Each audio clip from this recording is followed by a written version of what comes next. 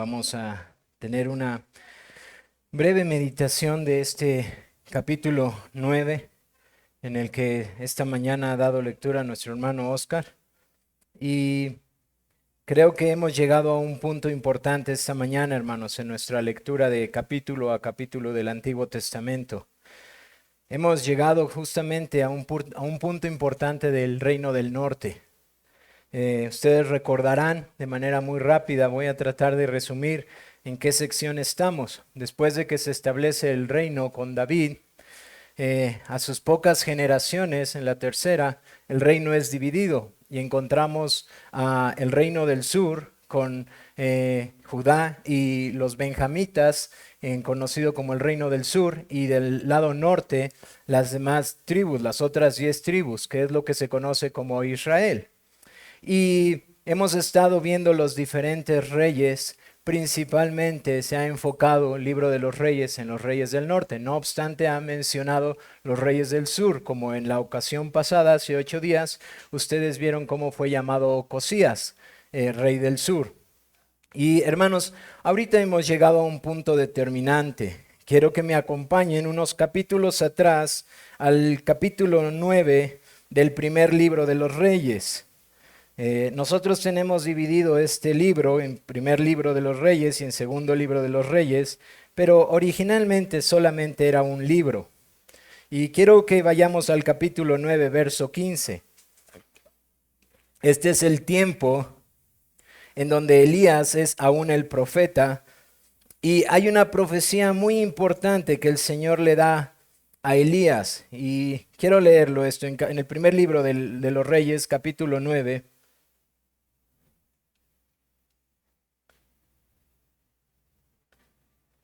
Perdón, creo es 19. Denme un segundo. Perdí mi referencia. Sí, capítulo 19. Capítulo 19, verso 15. Elías está como profeta en Israel, en el reino del norte. Acab es el rey en el reino del norte. Y esta es la profecía que le da el Señor a Acab por medio del profeta Elías. Dice, y le dijo Jehová, ve, vuélvete por tu camino por el desierto de Damasco, y llegarás y ungirás a Hazael por rey de Siria, y a Jehú, hijo de Nimsi, ungirás por rey sobre Israel, y a Eliseo, hijo de Safat, de Abel Meola, ungirás para que sea profeta en tu lugar. Y el que escapare de la espada de Hazael, Jehú lo matará, y el que escapare de la espada de Jehú, Eliseo lo matará. Y yo haré que queden en Israel 7,000, cuyas rodillas no se doblaron ante Baal y cuya boca no lo besaron. Hermanos, este es en el tiempo en donde Elías huye a Horeb, y recordamos aquella historia, y el Señor se presenta a Elías, y esta es la profecía que le da. En nuestra lectura del día de hoy, hermanos, hemos llegado al cumplimiento de esto. Y es importantísimo que lo veamos porque hacia allá voy a dirigir mi meditación. La paciencia de Dios se ha terminado sobre la casa de Acab. Acab, de muchas formas, ha sido avisado acerca de su pecado. Ha sido avisado por medio de guerras, ha sido avisado por medio del profeta, ha sido avisado por medio de ser guardado de la destrucción en las guerras. Y de muchas formas el Señor ha mostrado misericordia para este pueblo del norte. No obstante, la paciencia de Dios tiene un límite. Y esta mañana nos encontramos precisamente en esta sección, donde el juicio ha llegado finalmente a la casa de Acab, donde la casa de Acab, después de perseverar en sus pecados y no arrepentirse de ellos, ha conocido finalmente que Dios es un Dios justo. Y en nuestro texto esta mañana vamos a encontrar principalmente dos secciones. Una que sí alcanzamos a ver hoy en su culminación y otra que vamos a ver una parte este domingo y la otra la vamos a ver en el siguiente día del Señor. Porque si ustedes se dieron cuenta y estuvieron leyendo el capítulo que hoy íbamos a meditar, el juicio que viene sobre el reino del norte y el reino del sur no es únicamente en el capítulo 9, lo encontramos en el capítulo 9 y en el capítulo 10. Así que yo les recomiendo que estemos leyendo estos dos capítulos también esta semana que viene para que podamos tener un contexto un poquito más amplio de lo que esta mañana y la siguiente estaré hablando. En los versículos 1 al 13 vamos a encontrar el llamado de Jehú a ser rey de Israel. Eso es precisamente lo que Jehová le había dicho a Elías, pero ahora Eliseo va a ser aquel instrumento que Dios utiliza para llamar a Jehú. Después del capítulo 14 hasta el final de nuestro capítulo y todo el capítulo 10, encontramos este juicio que viene sobre Acab y sobre toda su familia. Así que vamos de manera muy rápida a verlo para después tener una meditación y poder seguir contemplando a Cristo y adorándole esta mañana. ¿Qué es lo que vemos en la primera sección? Del versículo 1 al versículo 3 encontramos cómo Eliseo es mandado por el Señor a ungir a Jehú como rey de Israel. Encontramos esta porción en donde Jehú, que era comandante del ejército de Acab, y que si ustedes se ponen a pensar un poquito, porque mientras estaba leyéndolo y meditando, yo me preguntaba, ¿quién era este hombre? ¿Quién es este Jehú que aparece desde el primer libro? Bueno, ustedes se darán cuenta que él era un principal en el ejército de Acab y que incluso él conoció también a Elías y no solamente a Eliseo. Ahora es Eliseo el que viene y lo unge por el mandato del Señor. Y Eliseo va al encuentro de Jehú y le va a dar unas instrucciones muy particulares de lo que el Señor tiene que hacer. En el versículo 1, acompáñenme ahí, capítulo 9 del segundo libro de Reyes. El Señor le dice a Eliseo qué es lo que tiene que hacer. Dice, entonces el profeta Eliseo,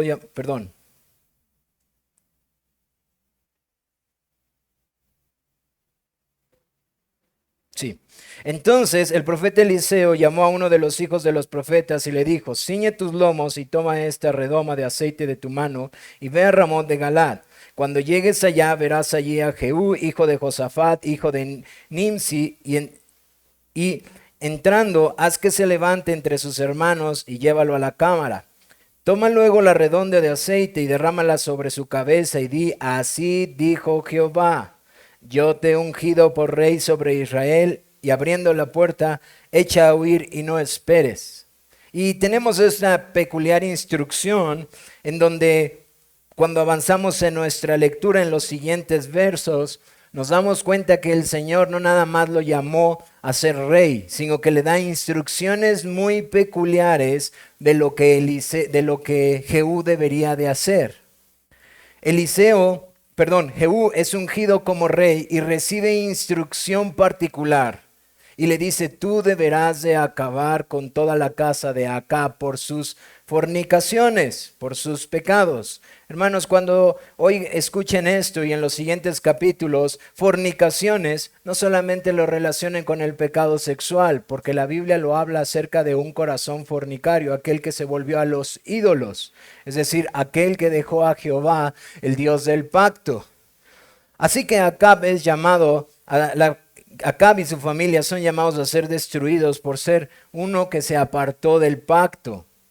Y nos damos cuenta que Jehú recibe este llamamiento, pero Jehú no sabe actuar muy bien. Y entonces no sabe ni qué decir cuando le preguntan, ¿a qué vino este loco? Dicen ellos.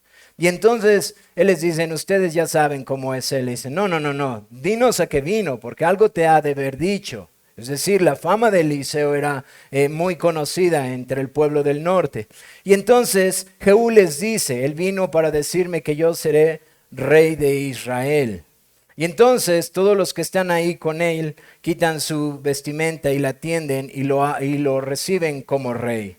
Pero quiero decirles algo, hay muchos comentaristas que se preguntan si realmente Jehú no precipitó esto. Ahora no me voy a enfocar en esto. Si ustedes leyeron alguno de los comentarios, se darán cuenta que hay muchos que hacen un juicio de valor si Jehú actuó de manera correcta o no en la manera en la que empieza a actuar desde este momento. Es decir, si Jehú esperó a que Dios lo levantara o Jehú se levantó a sí mismo. Y eso sería un buen tema para analizar en alguna enseñanza, lo cual no es mi propósito de hoy. Lo que hoy quiero mostrarles es que Jehú es el instrumento que Dios ha llamado para ejercer juicio sobre la casa de Acab. Y eso es precisamente lo que comenzamos a ver a partir del versículo 14. Primeramente, él viene y da muerte a Joram. Ustedes recordarán quién es Joram. Joram es un hijo de Acab que quedó como sucesor del reino a la muerte de su hermano Ocosías. Pues Ocosías no tenía descendencia y entonces Joram es aquel que queda como rey. Y Joram es este hombre que en las meditaciones anteriores nosotros hemos visto cómo el Señor constantemente le deja ver que Dios no olvida su pacto. Joram es un hombre que está como rey y que constantemente cuando la guerra viene, el Señor muestra su misericordia a pesar de que ellos no lo habían pedido y muestra un favor para con Israel. No obstante, Joram nunca muestra arrepentimiento. Y entonces encontramos que está Joram y está Ocosías, rey de Judá. Este es otro Ocosías, no es el Ocosías el hermano de Joram, es el Ocosías que ha sido levantado como rey de Judá, que hace 8 días leyeron, en donde, por cierto, si ustedes recuerdan, su madre era una hija de Acab, Atalía.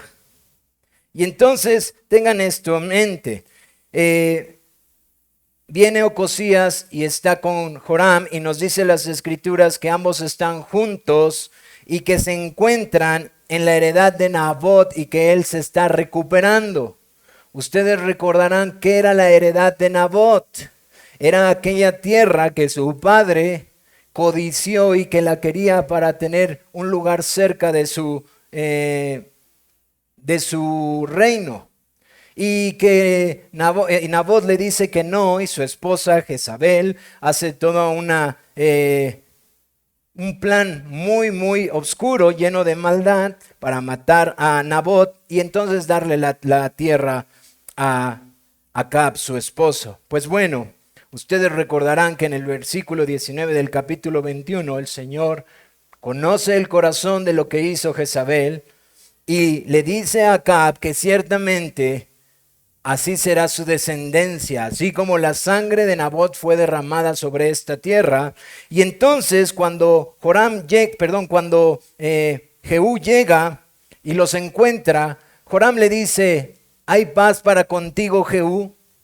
Y le dice Jehú: ¿qué paz tienes tú que hablar conmigo? ¿Qué no recuerdas las fornicaciones de la casa de tus padres? Y entonces, obviamente, Joram se da cuenta que han venido a matarlo.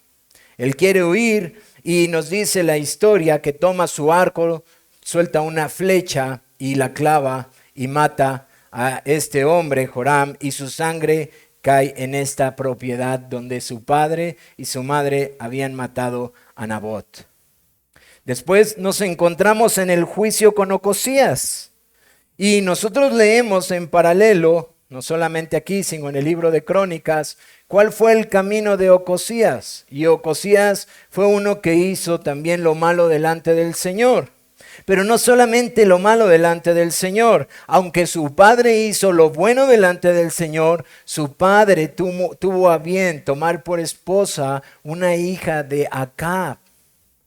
Y Ocosías es el hijo de Atalía, y entonces sobre él también viene la maldición que el Señor ha dado. Como descendiente de Acab también tiene que morir. Y nos dice que Ocosías sale huyendo y entonces lo persigue Jehú con sus comandantes y lo alcanzan y lo matan cerca de Judá. Él muere y entonces salen los de Judá, lo recogen y lo entierran porque su padre había hecho lo recto delante del Señor. Pero hermanos, no solamente comenzó el juicio por Joram, no solamente alcanzó Ocosías, sino había un personaje clave que tenía que entender. que lo que había hecho era malo delante del Señor, y esta es Jezabel.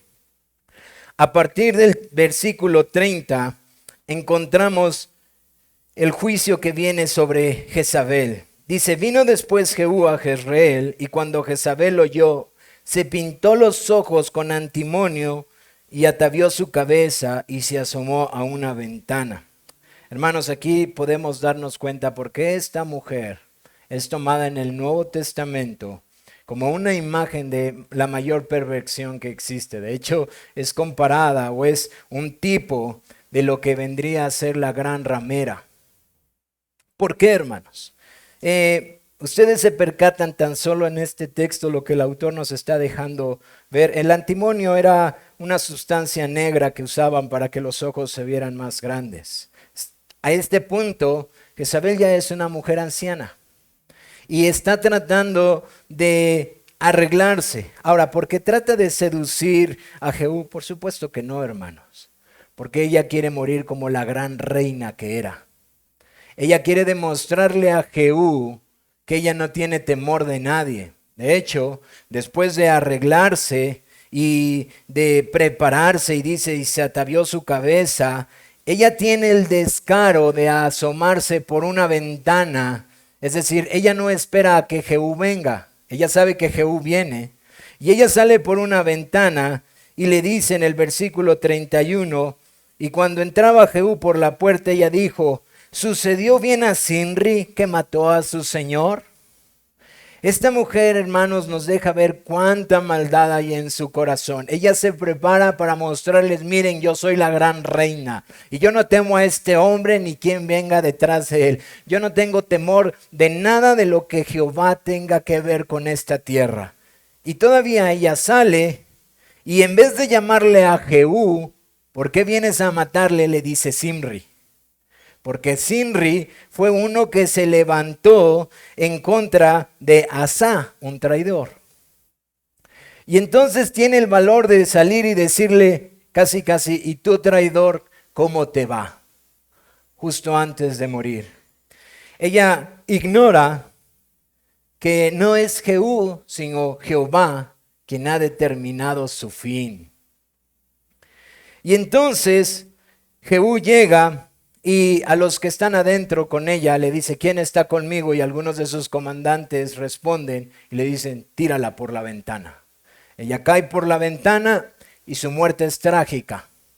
Tan trágica que cuando Jehú entra a comer y después de comer sale y dice, vayan y levanten a aquella mujer, porque era hija de rey, dice que no quedó más que sus pies, es decir, había quedado por completo su cuerpo destrozado, tanto por la carroza que pasó y los animales que lo comieron, que ni siquiera podía ser reconocida. Para que todo mundo tuviera en cuenta que la maldición de Dios había venido sobre esta ramera. Ahora, hermanos, ¿cómo meditamos nosotros en este texto que de primera instancia es un texto un poco duro en cuanto a los actos que observamos, hermanos? Quiero que me acompañen algunos textos para que podamos meditar y seguir adorando a Cristo esta mañana. Acompáñenme al profeta Isaías de manera muy rápida.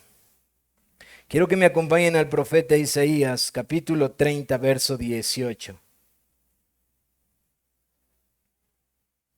Es un texto que ha estado estas semanas en mi corazón y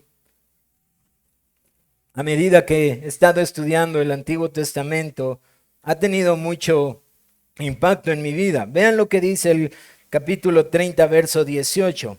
Por tanto, Jehová esperará para tener piedad de vosotros, o misericordia de ustedes. Y dice, y por tanto será exaltado teniendo en vosotros misericordia. Si uno leyera hasta ahí diría, bueno, pues es que Dios hace misericordia, eso lo exalta, eso es algo que lo exalta. Pero el profeta tiene a bien decirnos por qué esta piedad o misericordia que está anunciando Jehová sobre un pueblo rebelde. Ustedes saben que el profeta Isaías es uno que habló antes de que el pueblo fuera llevado cautivo y que les insiste y insiste que se vuelvan de sus pecados. Pero dice, Jehová esperará para tener piedad de vosotros y por tanto será exaltado teniendo de vosotros misericordia. Y nos dice la respuesta por qué esto lo exaltará. Porque Jehová es Dios justo. Porque Jehová es Dios justo. Hermanos, esta mañana quiero que meditemos en este aspecto, en esta perfección de nuestro Dios que normalmente por causa de nuestra debilidad queremos hacer a un lado. Es muy hermoso hablar de la paciencia, de la misericordia, de la gracia y del amor. Y gloria a Dios por ello, hermanos. Pero por causa de nuestra naturaleza caída y que a donde nosotros volteamos, lo único que vemos es pecado y pecado y pecado. Es uno de los temas que normalmente no es tan cómodo para nosotros. Es uno de los temas que pretendemos mejor pasar de manera rápida. Porque eso es un poco severo. Eso quizás es para los tiempos de Moisés. Mis hermanos, yo estoy convencido que Dios es inmutable. Y que la misericordia y la justicia de Dios se mostraron de manera excelsa en Cristo, pero a lo largo de toda la historia de la redención, Dios ha mostrado su carácter santo, el cual incluye justicia y misericordia. Y les digo esto, hermanos, porque este es un capítulo que concluye, como les decía, una historia de un pueblo y en un momento en donde el Señor constantemente está instando a que se arrepientan. Es decir, Acab, Jezabel, Ocosías, Joram y Ocosías de Judá no tienen pretexto para decir, es que Dios no tuvo paciencia para conmigo. Es que Dios no mostró misericordia. Porque Dios los libró no una vez, sino una y otra vez, una y otra vez. Y ellos tuvieron el privilegio de ver a Elías y posteriormente a Eliseo por mano del Señor hacer milagros y poderes para que ellos reconocieran que Jehová es Dios y que no hay otro Dios fuera de ellos. De hecho, es por mano de Elías que este pueblo observó que Baal no es nada. Es este pueblo en el cual Elías llega y se mofa. Quizás sus dioses están durmiendo.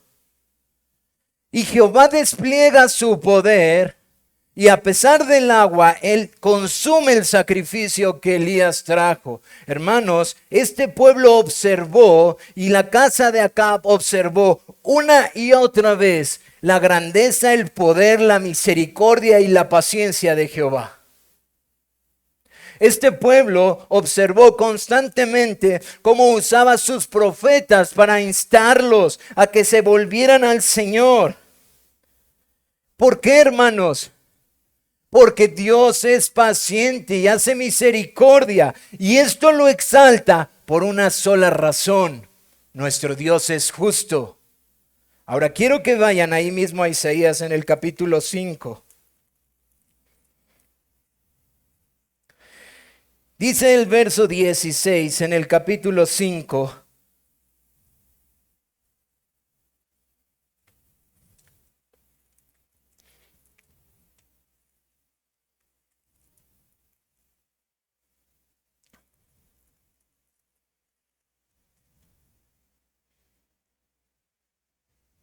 Pero Jehová de los ejércitos será exaltado en juicio, el Dios santo será santificado con justicia.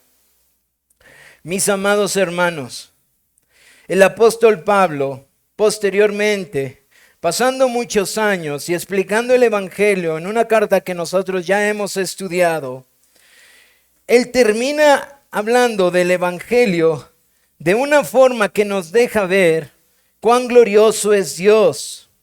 Dice en la carta a los Romanos, capítulo 11, verso 22. Mirad pues la bondad y la severidad de Dios, la severidad ciertamente para los que cayeron, pero la bondad para contigo si permaneces en esa bondad. Pues de otra manera tú también serás cortado. Hermanos, esta mañana traigo estos textos y esta meditación a nuestros corazones porque quiero decirte algo, no te acostumbres a la gracia. No creas que estar sentado aquí adorando a nuestro Dios es una cosa para todos los hombres. No es algo que tú y yo merezcamos. Nuestro Dios es justo y a Él le plació hacer misericordia para ser exaltado porque Él es justo. Y Él es exaltado cuando sus justos juicios se manifiestan. ¿Qué quiero decir? Toda esta destrucción de Acab, Jezabel, Joram, Ocosías y todos los que adoraban a Baal es una expresión gloriosa de la santidad de Dios en la cual tú y yo deberíamos de temblar porque Él podría hacer lo mismo en cualquier instante. Él podría mandar juicio para que tú y yo fuéramos destruidos. Y eso no haría que Él fuera menos Dios. Eso no haría que Él fuera menos exaltado. Eso no haría que Él fuera menos glorificado. Toda la creación le glorificaría. Toda su creación le diría: cuán justo eres tú porque has pagado según sus obras a todos estos hombres. Pero mis amados hermanos, en su santidad a Dios también le plació hacer misericordia. Y en esa misericordia le plació traer a su Hijo y pagar la justicia que tú y yo necesitamos pagar en Cristo Jesús. Su justicia no fue menguada. Cristo Jesús pagó en la cruz el castigo que nosotros deberíamos de pagar. Así que, mi amado hermano, la razón por la cual traigo esto a tu corazón es para que cuando mires los juicios de Dios, mires la severidad de Dios sobre aquellos que se rebelan contra Él, porque tú y yo lo hicimos. Y si tú y yo estamos en Cristo, lo menos que tú y yo podemos hacer esta mañana es gozarnos y alegrarnos en Jesús, el Cristo. Porque en Él hemos sido librados de ese juicio, porque en Él su misericordia se ha manifestado para con nosotros, porque en Él su bondad vino sobre nosotros, no porque lo merecemos, sino porque a Dios le plació hacer misericordia para ser exaltado, porque Él es justo. Si Él hubiera querido, cada uno de nosotros sería enviado al infierno y castigado. Eso es lo que la justicia de Dios demanda.